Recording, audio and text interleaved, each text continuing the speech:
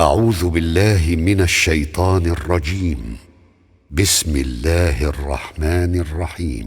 وما لنا ألا نتوكل على الله وقد هدانا سبلنا ولنصبرن على ما آذيتمونا وعلى الله فليتوكل المتوكلون.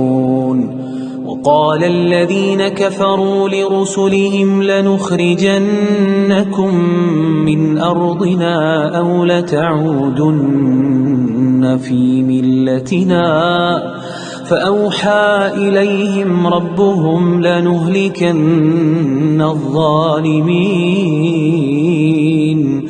ولنسكننكم الأرض من بعدهم ذلك لمن خاف مقامي وخاف وعيد.